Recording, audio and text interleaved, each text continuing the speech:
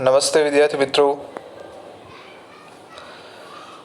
myself Tosif Moinwilwala and I would like to welcome you all in this beautiful channel पढ़ाई का कवच. So today we are going to discuss the unit number 2, First World War and Russian Revolution. In our previous two lectures, we already discussed about the colonialism in Asia and Africa, what is the effects of First World War and how the First World War led to the Second World War.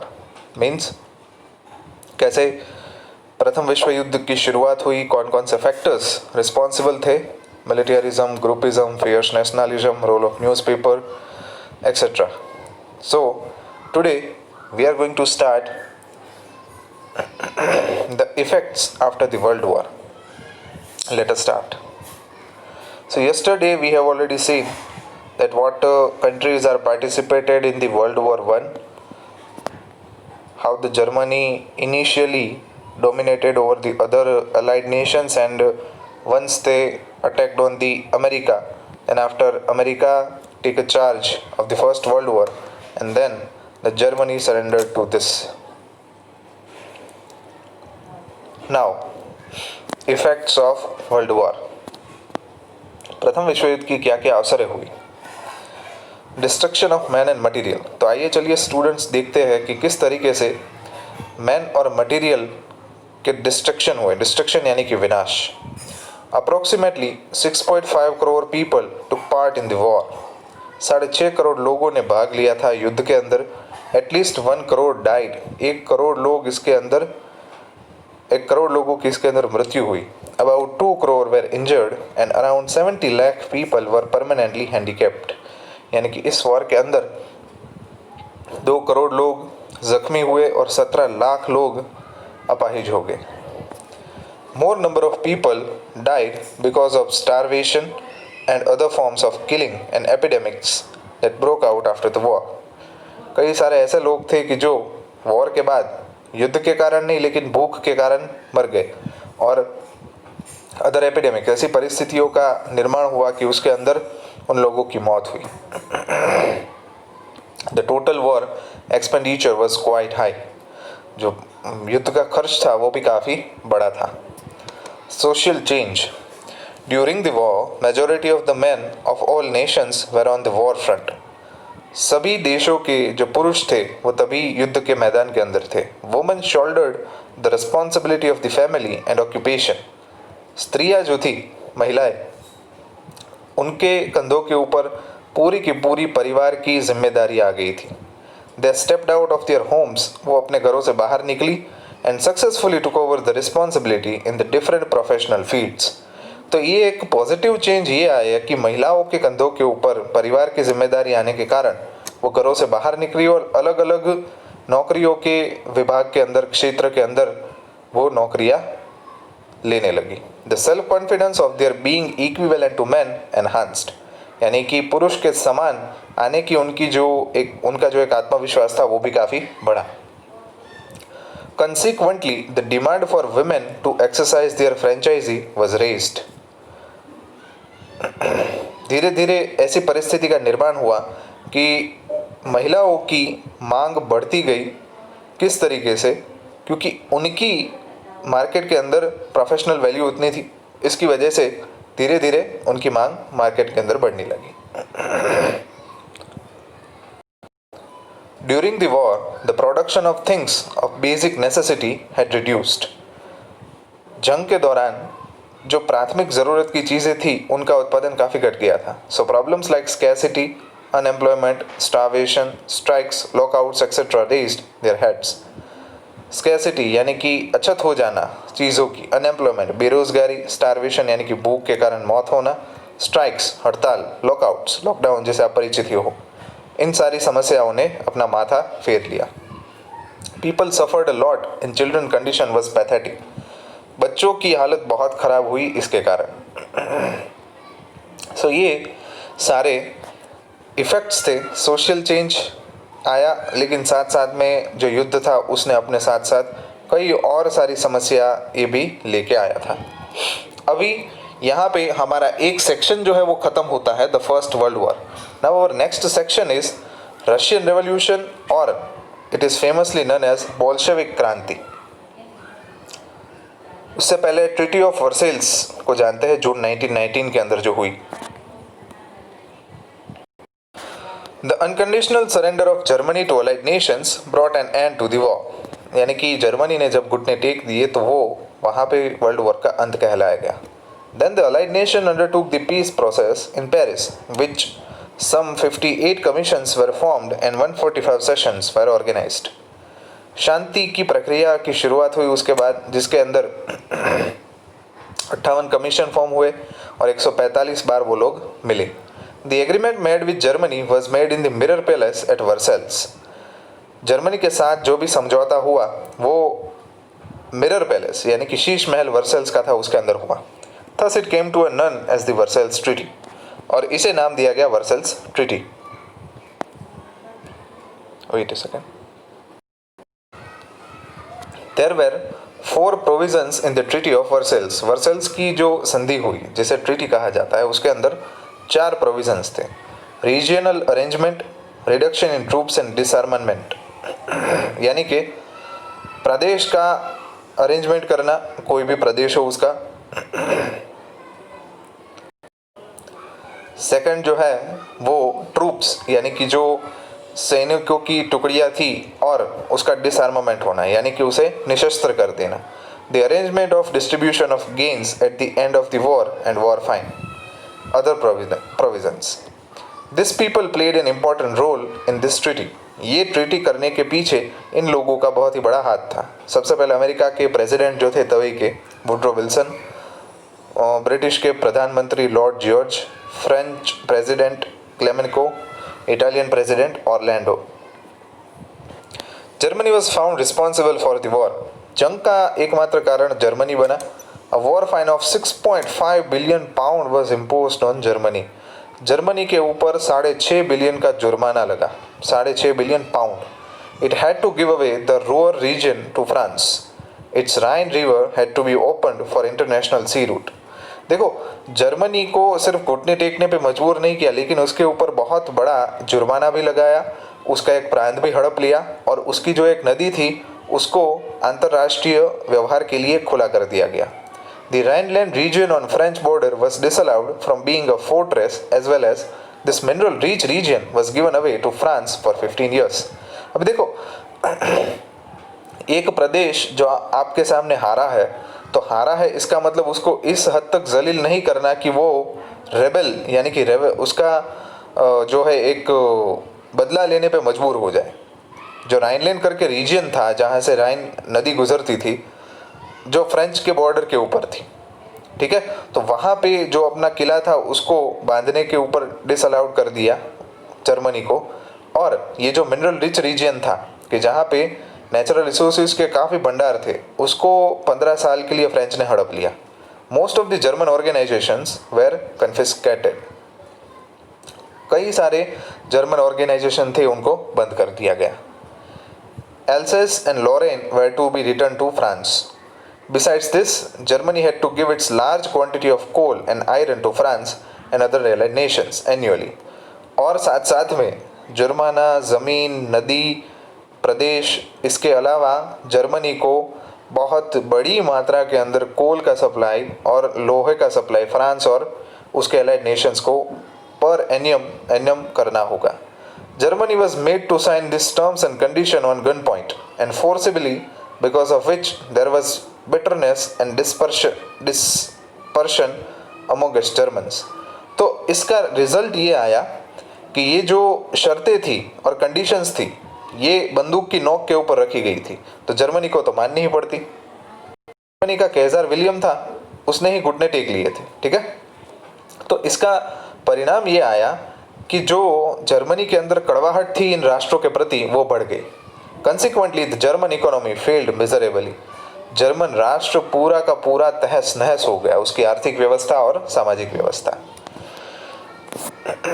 लंबे समय की असरें क्या क्या हुई? There was a feeling of revenge in signing the treaty with the nations that were defeated in the war. एक बदला लेने की भावना जो लोग वॉर में हारे थे उसके अंदर पैदा हुई ये ट्रीटियाँ साइन करवा के।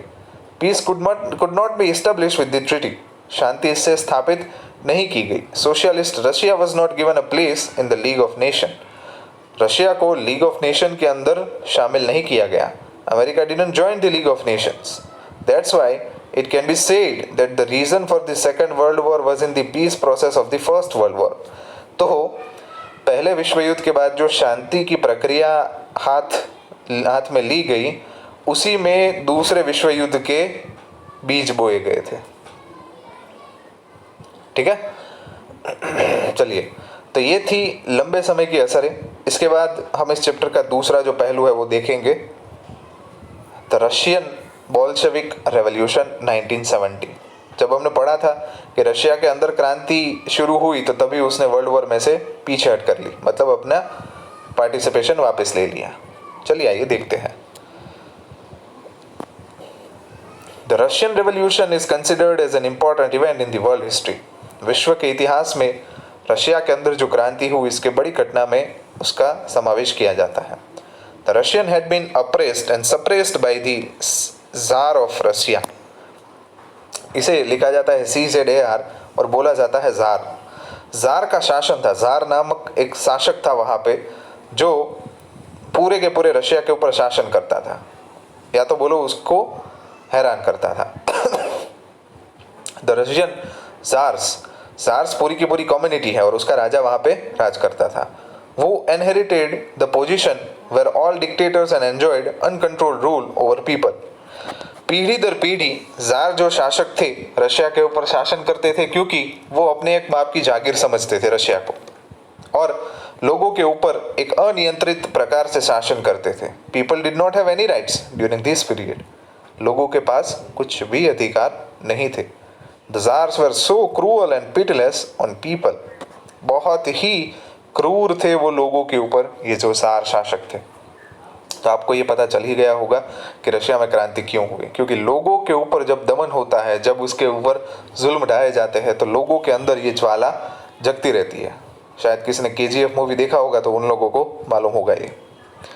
If anyone demanded for any rights, he was tortured, suppressed and severely punished for condemned to be sent to the bone-chilling and dead cold of Siberia. अब अगर कोई अपने अधिकार के लिए मांग उठाता तो उसे टॉर्चर किया जाता, उसकी मांग को दबा दिया जाता, और यहाँ तक कि उसकी मांग को दबाने के लिए उसे सज़ा भी दी जाती। सज़ा कैसे दी जाती? रशिया के अंदर जो प्रांत है सर्बिया, कि जहाँ पे -40-50 डिग्री सेल्सियस तक सर्दियों में टेम्परेचर चला जाता है, वहाँ पे हार्ड थिजा देने वाली जो ठंड पड़ती है, उसके अंदर लोगों को भेज दिया जाता और वहाँ पे मरने के लिए छोड़ दिया जाता। This uncontrolled and oppressive Czardom became the reason for grief, poverty and suffering among the people. जो लोग थे वो गरीबी और भूख मरे से बहुत ही परेशान थे। द रशियन फार्मर्स, रशिया के जो खेत किसान थे, लेबर्स यानी कि मजदूर, पीशंस यानी कि खेत मजदूर, were not getting enough income despite working very hard. बहुत ही कड़ी मेहनत के बावजूद भी वो पैसा नहीं कमा सकते थे। Under the leadership of Father Gapon, a large rally was taken out the Tsar's residence, Winter Palace, 22 January 1905, Sunday का दिन था, रविवार का दिन था, सुबह का दिन था, जनवरी 22 को। तो जार का जो घर था, उसका जहाँ पे विस्तार था, वहाँ से फादर गैपोन की लीडरशिप में एक शांत रैली का आयोजन किया गया था। दिस पीपल वर अनआर्म्ड, लोग जो थे वो बिना कोई हथियार लिए हुए वहाँ से निकल रहे थे। While some had the Tsar's picture in hand with captions like "Long live the little white lord of Russia." लोगों के हाथ में हथियार तो नहीं थे, लेकिन कुछ के हाथ में जार के पिक्चर थे और उसमें लिखा हुआ था नीचे कैप्शन में, लंबे जियो रशिया के छोटे नवाब रशिया के, ऐसा उसके ऊपर लिखा हुआ था। The Tsar's army opened fire on this innocent people, because of which thousands of innocent people died, and the snow in Petersburg, where the Tsar's palace was situated, turned red with blood. जैसे हमारे यहाँ पे जलियांवाला बाग हत्याकांड जो हुआ था, वैसे ही jar की आर्मी ने इन लोगों के ऊपर धावा बोल दिया अपने हथियारों से और धड़ाधड़ से फायरिंग होने लगी। इस फायरिंग का रिजल्ट ये आया कि कई सारे लोगों ने अपनी जान गंवाई और पीटर्सबर्ग की जो कड़ाके की ठंड पड़ती थी उसके अंदर जब लोगों की लाशें जो थे वो नीचे पड़ी तो बर्फ उनके खून से लथबथ हो गया और इस दिन को ब्लडी संडे ऐसा नाम इतिहास में दिया गया।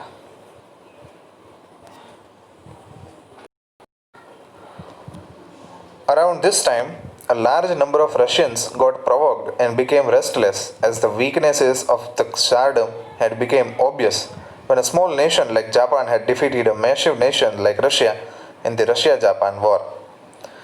इस टाइम जो ये चल रहा था, रशिया के अंदर जो लोग रह रहे थे उनके अंदर ये एक भावना जागृत हुई और जार्डम की एक वीकनेस जो साबित हुई कि एक छोटा सा देश जापान बड़े से रशिया को हरा के चला गया रशिया जापान वॉर के अंदर। तो लोगों को मालूम चला कि जापान जैसा छोटा राष्ट्र अगर इस जार्डम के राज को, इस क्रूअल जो रूलर था उसको हरा के जा सकता है तो हम क्यों नहीं। In order to pacify the angry Russians an announcement to call for a Duma legislative assembly which had not been called for years was made. अभी रशिया के लोगों के गुस्से को ठंडा करने के लिए जार ने डूमा लेजिस्लेटिव असेंबली यानी कि तभी की विधानसभा को बुलाया गया जो सालों से नहीं बुलाई गई थी। इवेंचुअली 4 सच डूमास वर कॉल्ड, ऐसी 4 सभाओं को बुलाया गया। But before it can take steps to satisfy the citizen it had been called off. लेकिन अगर जैसे ये लोगों को शांत करने के लिए जाते इसको बंद कर दिया गया। On 8 March 1917 the oppressed workers of Petrograd called for a strike.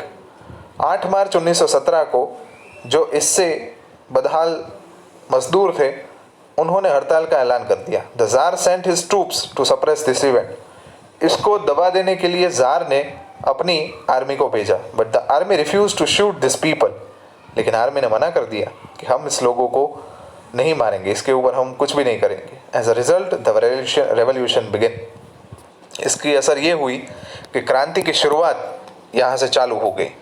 After the fall of the tsardom the power fell into the hands of Kerensky leader of Menshevik group minority. Tsardom के kingdom के गिर जाने के बाद जो power थी, सत्ता थी, वो क्रेंस्की जो मेंशेविक ग्रुप का लीडर था उसके हाथ में चली गई।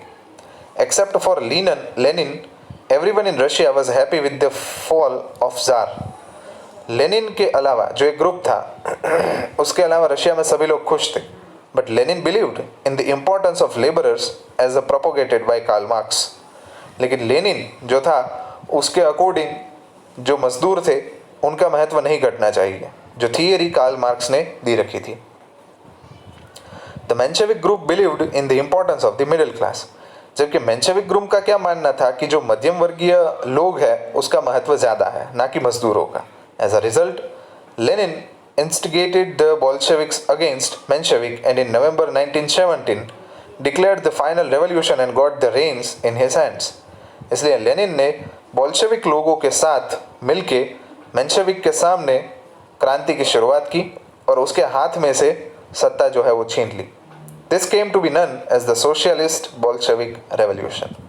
तो पहले जार किंगडम को हराया वहाँ के लोगों ने, उसके बाद मेंशेविक और लेनिन जो ग्रुप था उनके बीच में संघर्ष हुआ और तभी लेनिन ने और बोल्शेविक जो प्रजाति के लोग थे उन्होंने मिलकर मेंशेविक लोगों को हरा दिया।